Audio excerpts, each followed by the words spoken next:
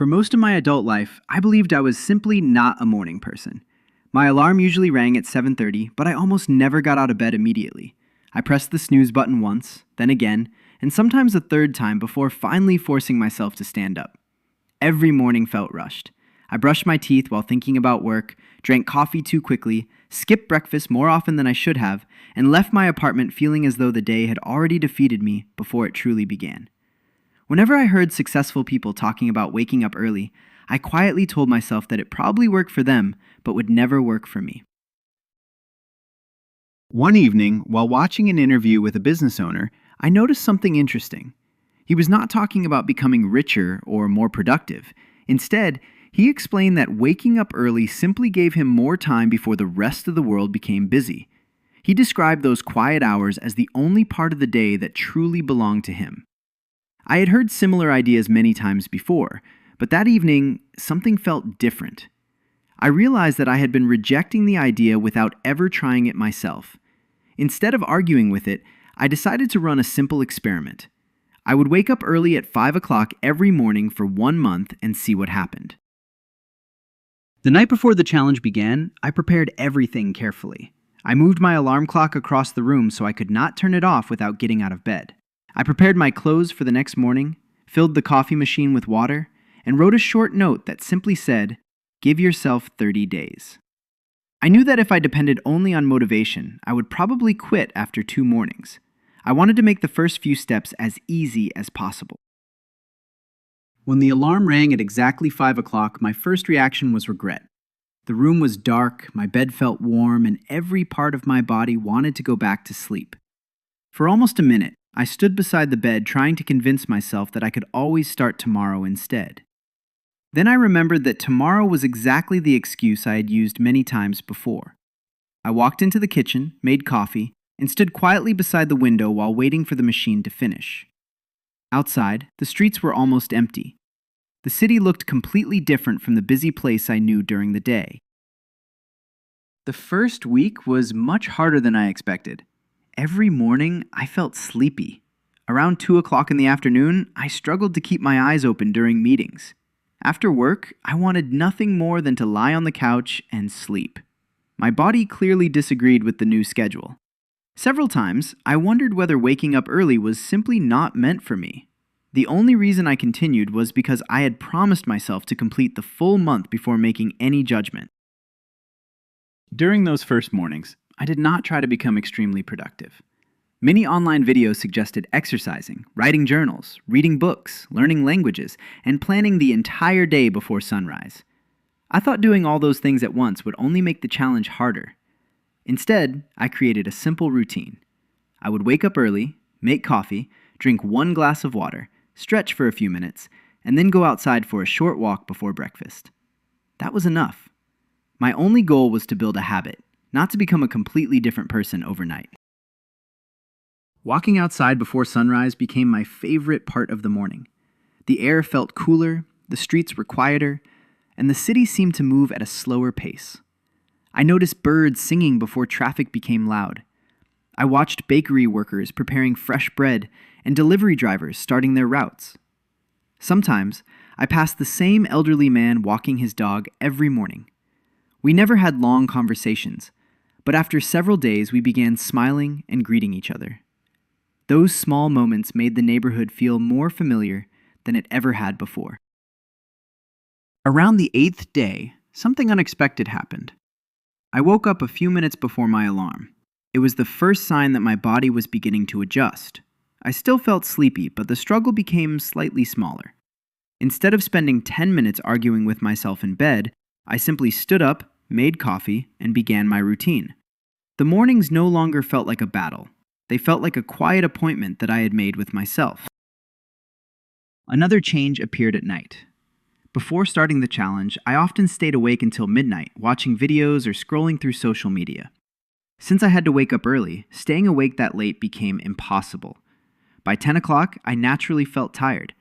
Without trying, I began sleeping earlier. As a result, I slept better than before.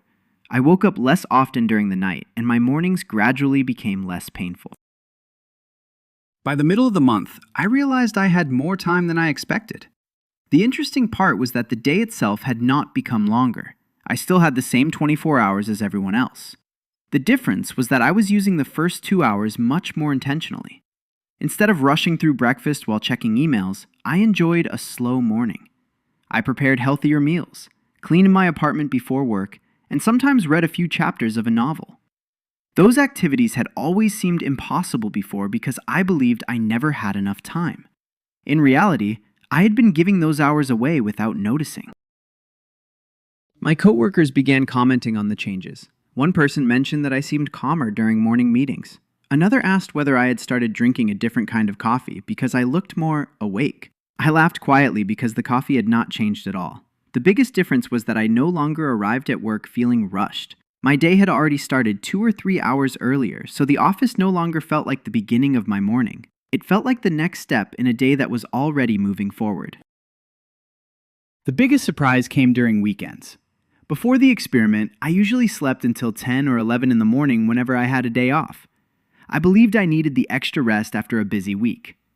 During the challenge, I continued waking up early, even on Saturdays and Sundays. At first, that decision felt strange. Then I discovered something unexpected. By 9 o'clock in the morning, I had already exercised, eaten breakfast, cleaned my apartment, and visited the local farmer's market. The entire afternoon remained free. For the first time in years, weekends felt long instead of short. Not every morning was successful. Around the 18th day, I overslept after staying awake too late because of an unexpected work project. I woke up at 7 instead of 5 and immediately felt disappointed. My first thought was that I had ruined the challenge. Then I realized that one difficult morning did not erase everything I had already accomplished. Instead of giving up, I simply returned to my routine the following day. That small moment taught me something important. Building a habit is not about being perfect every single day. It is about returning after small failures instead of quitting completely. As the weeks continued, I noticed another benefit that I had never expected. My phone became much less important during the first hour of the morning. Previously, I checked notifications almost immediately after opening my eyes. Now, I left my phone on the kitchen counter while making coffee and getting ready. Sometimes an entire hour passed before I looked at any messages. Starting the day without immediately filling my mind with other people's opinions, news, or social media updates made me feel much calmer. One morning, while sitting in a small park with my coffee, I realized something that completely changed the way I thought about waking up early. The greatest advantage was not productivity. It was ownership. Those quiet hours belonged entirely to me. Nobody expected emails. Nobody scheduled meetings. Nobody interrupted my thoughts. For perhaps the first time since finishing university, I had created a part of the day that was completely under my control. Toward the end of the month, I compared my current routine with my old one. Before the challenge, I usually jumped out of bed at the last possible moment, hurried through every task, and arrived at work already feeling tired. Now I woke up early, made coffee slowly, walked outside while the city was still quiet, ate breakfast without rushing, and arrived at work feeling prepared instead of stressed. The difference was not dramatic enough to completely change my life, but it was significant enough to change how each day felt. On the 30th morning, I sat by the same window where I had stood on the first day of the challenge.